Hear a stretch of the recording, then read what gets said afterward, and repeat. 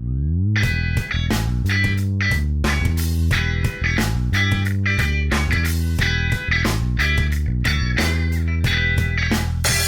agora eu vou entrar em mudança de variável no R2. Mudança de variável vai ter o mesmo significado que tinha aqui. Você vai ter uma integral, só que você quer trocar as variáveis porque a integral não está tranquila para ser feita. Tipicamente, em integral dupla, o que vai me incomodar é o domínio. Eu estou com um domínio todo cheio de coisas redondas que são muito difíceis de serem descritas em coordenadas cartesianas. E eu vou querer mudar de variável. Eu vou mudar para coordenadas polares, que eu já vou explicar daqui a pouco o que é. Então, o que eu vou fazer é mudar as variáveis. Então, o ambiente onde isso vai ocorrer, e tem então a última ideia para explicar, é a seguinte. Agora eu vou falar o que é uma mudança de variável para a gente.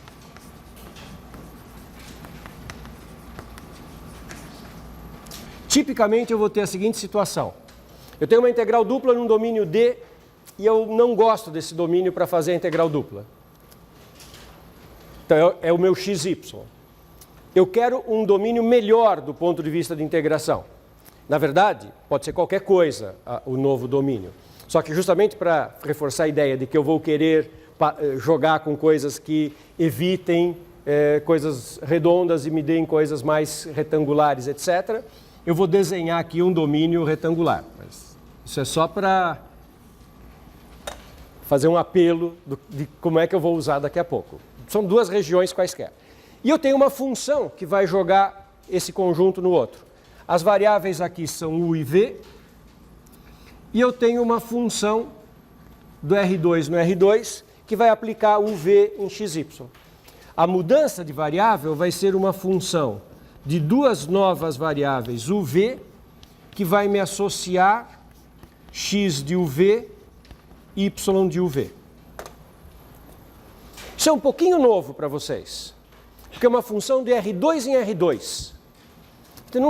Você não tem, nos cálculos anteriores, muito estudo de funções do R2 no R2. Você estudou funções de R em R, estudou um pouco de curvas, R em R2, R3, estudou funções de várias variáveis, como as nossas integrais duplas, que são funções do R2 em R, do R3 em R. Mas do R2 no R2 a gente estudou pouco. A gente não faz o gráfico de uma função do R2 no R2. Impossível fazer o gráfico. Por que não dá para fazer o gráfico da função do R2 no R2? Quantas dimensões teria que ter o ambiente para caber o gráfico de uma função do R2 no R2? 4 dimensões, 2 para o domínio e 2 para a imagem. Certo? Estamos juntos? O que eu vou usar disso fortemente, e é por isso que eu fiz toda essa discussão, é o seguinte fenômeno. Imagine que eu faça uma partição num deles. Partição, agora estou chegando perto das integrais duplas, finalmente. Imagine que eu faça uma partição. Eu vou olhar um retângulo aqui, vou olhar a imagem dele pela mudança de variável. Nem sempre um retângulo vai vir parar num retângulo. Ele vai vir parar numa coisa torta. Então, tipicamente, quando eu fizer uma mudança de variável, eu vou ter uma região com uma cara aqui e uma região que vem parar aqui.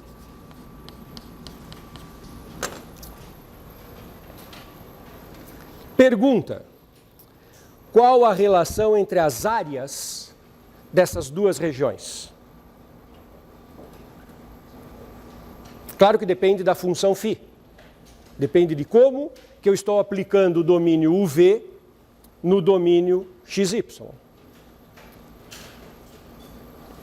As áreas não são iguais. Depende da função. A função φ pode ser uma dilatação que leve uma região de área pequena numa região de área grande. A função φ pode ser uma função que contraia tudo, leve uma região de área maior numa região de área menor. Então, existe alguma relação entre essas duas áreas, que tem a ver com a função φ. Vocês estão me acompanhando? Vou mostrar qual é a relação entre as duas áreas. Então, eu vou chamar isso aqui de um retângulo, R e J, E vou chamar essa imagem aqui de φ de R e J.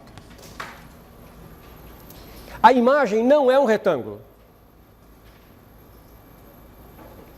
Vocês estão me acompanhando? Vou chamar de pseudo-retângulo. Agora, pegar todas essas observações e jogar tudo aqui em cima. Olha bem, eu tenho aqui esse segmento, ele vem parar nessa curvinha. Quem é esse segmento? Que função é essa que aplica este segmento nesta curvinha? Sabe que função que é essa? É a função φ. Vamos fixar o V no valor V0 e deixa o U variar. Como que é um segmento horizontal aqui no domínio UV?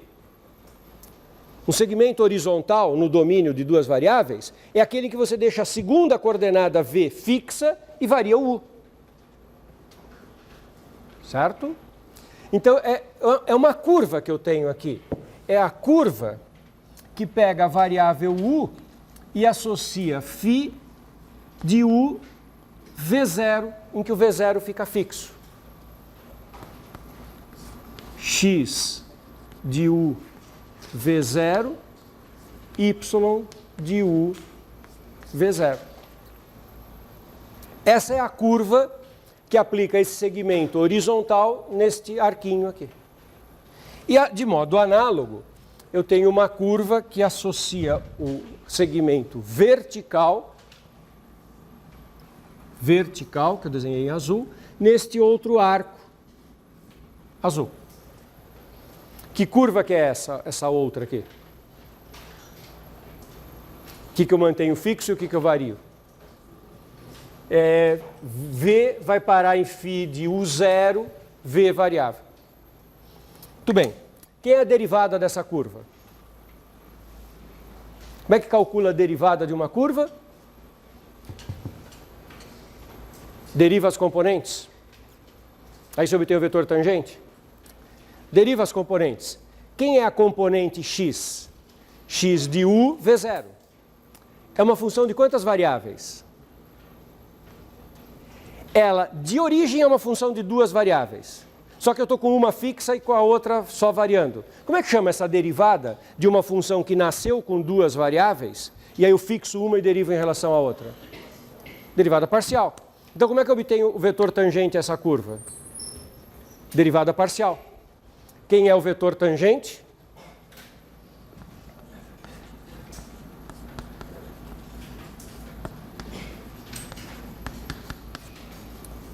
Del x, del u, o V0, del y, del u, o V0.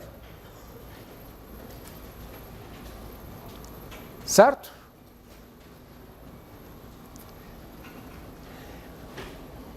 Esse é o vetor tangente. Quanto é o comprimento desse intervalinho na horizontal aqui? Quanto é o comprimento desse intervalinho? Delta U. Esse intervalo pequeno, com V0 fixo, ele tem comprimento delta U. E qual é o comprimento do pequeno arco do lado de cá?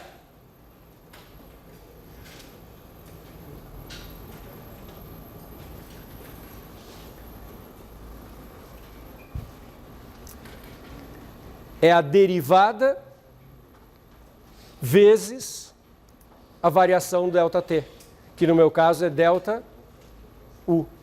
Então, sabe quem é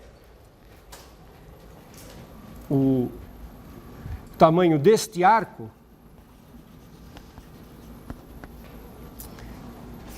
Ele é igual a del x, del u, del y, del u, delta U. Isso faz sentido para vocês? Área de φ de R e J. Área desse pedaço curvado. Eu fiz o cálculo aqui. A área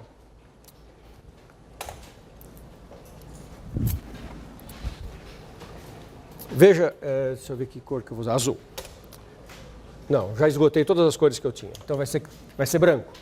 Então vamos lá. Vocês concordam que o arquinho, que esse arquinho vermelho é derivada em U, delta U? Então aqui eu tenho este segmento que é derivada delta U, que aproxima o arquinho vermelho. O arquinho azul é aproximado na outra direção. O arquinho azul é delta X, delta V, delta Y, delta V, delta V. É tudo em V. E a área é aproximadamente a área do retângulo, do paralelogramo, que então é o módulo do produto vetorial. Toda essa discussão, turma, é para eu chegar nessa afirmação. A área deste pseudo-retângulo curvado naquele canto é aproximadamente igual ao módulo do seguinte produto vetorial: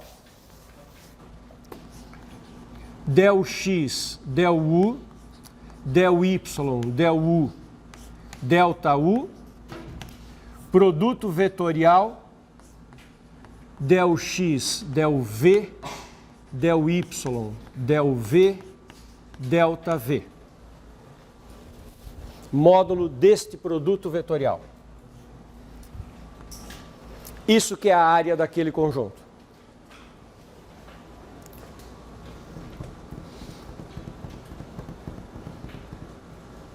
Isso fez algum sentido?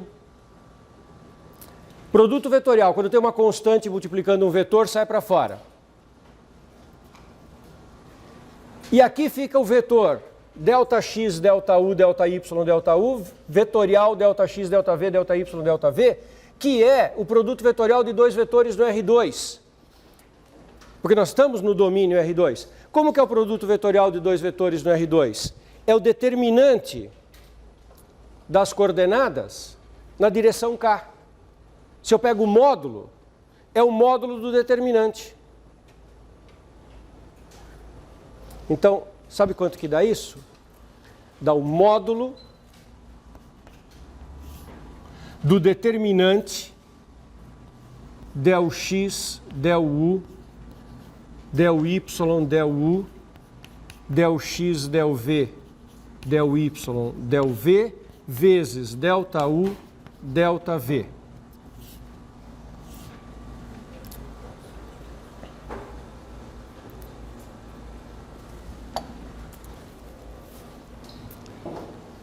Então, as derivadas parciais entram num determinante de ordem 2 para fazer uma correção local de área.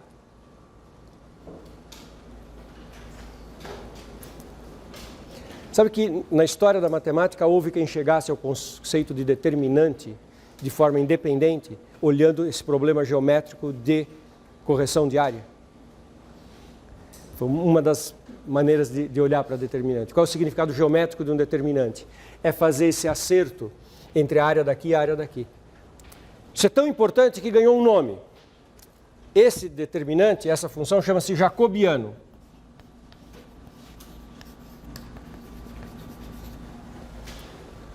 E este módulo é o módulo do jacobiano del u, del v. Del u, del v é a área do retângulo RJ no domínio. Isso é muito bonito.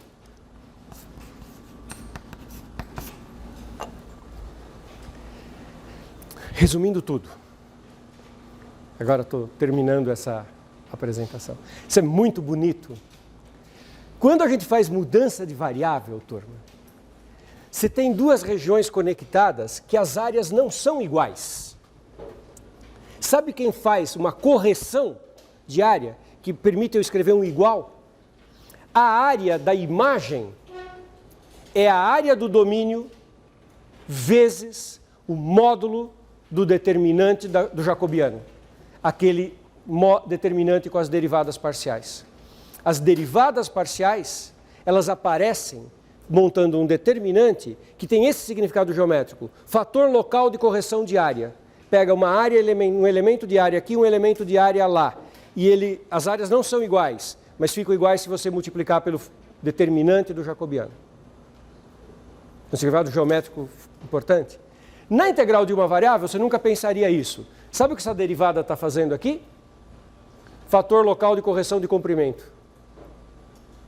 Só que a gente nunca pensaria nisso em uma variável. Mas ela está fazendo a correção dos comprimentos das partições quando você pega a integral de uma variável no domínio CD e quando você pega a integral no domínio AB. É muito rico isso. Então, vou dar um fecho disso. E daí eu já posso enunciar o teorema de mudança de variável.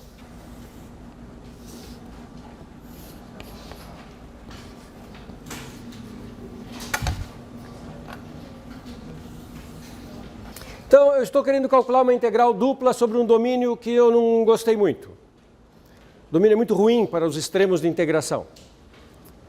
Então, eu troco as variáveis x, y por variáveis uv.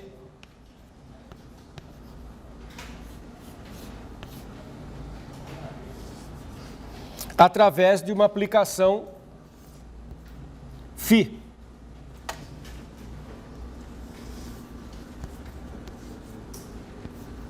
Que manda um domínio em UV num domínio XY. Aí eu vou fazer a integral dupla. Vou fazer a integral dupla em XY. Chamo isso aqui de D. Como é que eu faço a integral dupla de f de XY dx dy? Eu não tenho que fazer partição no domínio D.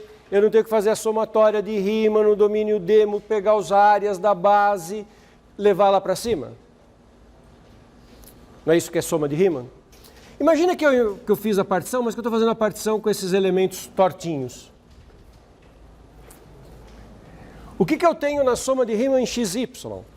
Eu tenho soma do f de xi yj, área aqui na base. Imagina que a área na base é o φ de um RJ, onde o RJ é um retângulo aqui no domínio.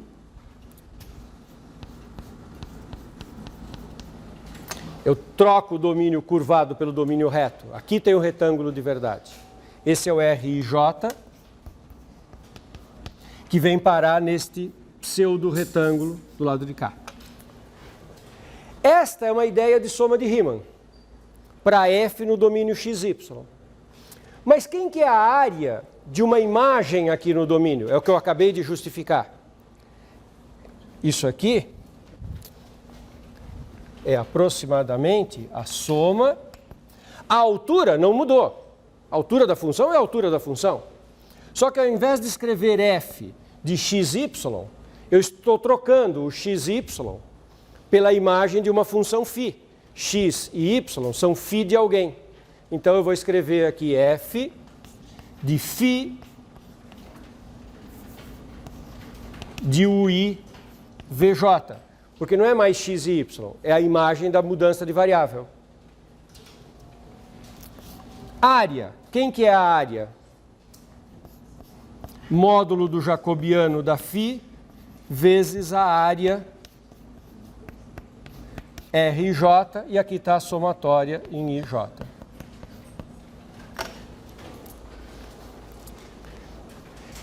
Depois que a gente enxerga isso, fica tão óbvio. A soma de Riemann, quando eu mudo de variável, a soma de Riemann aqui e aqui, elas não podem ser iguais. Porque as áreas das bases não são iguais. Então, para eu ter uma igualdade entre somas de Riemann na variável x e na variável u e v, eu tenho que fazer um acerto na base do tamanho das áreas. Então, o que eu tinha que buscar era quem faz o acerto local de áreas. Quem faz o acerto local de áreas é o módulo do determinante do jacobiano, como eu tentei mostrar para vocês. Então, quando você faz mudança de variável, tem que aparecer esse bendito determinante do jacobiano. Isso já valia em uma variável.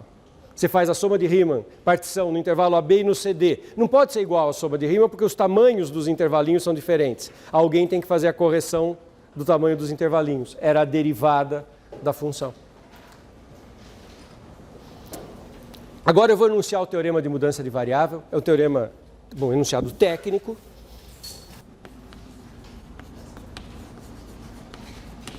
Eu vou ter as seguintes condições. A f de D contido em R2 em R, eu vou supor contínua. Não precisa tanto, mas essa é uma hipótese que garante que tudo dá certo. A gente já discutiu que integrabilidade funciona quando tem uma quantidade pequena de descontinuidades. Mas supondo contínua, o teorema vale. Suponha que eu tenha uma φ de R em D. Então, que faz essa mudança de variável, troca o domínio D por um domínio R. As hipóteses sobre a φ tem que ser de classe C1. Vocês se lembram o que quer dizer uma função ser de classe C1?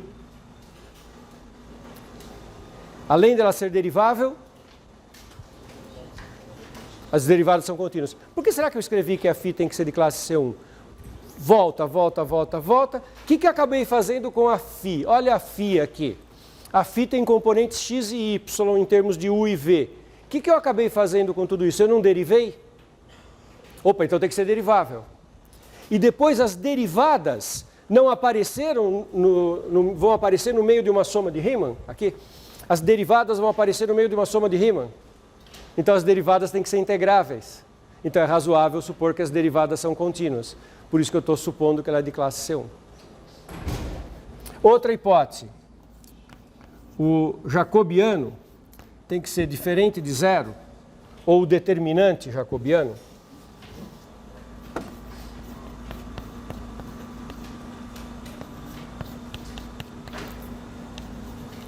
No interior de R.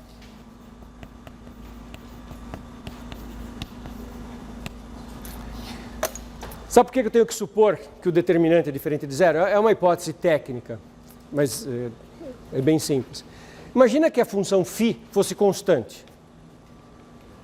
Pegasse um retângulo enorme aqui e levasse tudo num ponto. É claro que não vai poder ter uma igualdade entre cálculo de volumes usando uma e outra. É claro que esse acerto de áreas não vai ficar legal se eu tiver uma função que é constante. É para garantir que não há colapsamento de regiões. Isso já fica mais claro no próprio enunciado. E aí, se isso tudo vale, então a integral dupla em D da f de xy dx dy é igual à integral dupla em R, eu troco de domínio, da função f calculado em φ de uv, módulo do determinante jacobiano da φ, du dv.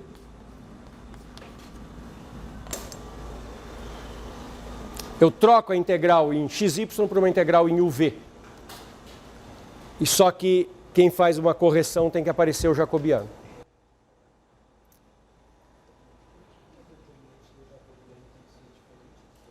Para evitar uma função que pegue um domínio grande e leve, por exemplo, num ponto, que contraia tudo num ponto. O cálculo do volume em cima de uma região vai ser transportado para o cálculo do volume da outra. Se a φ não tiver um mínimo de preservação de área, não vai ser verdadeiro que o volume calculado aqui possa mudar de variável.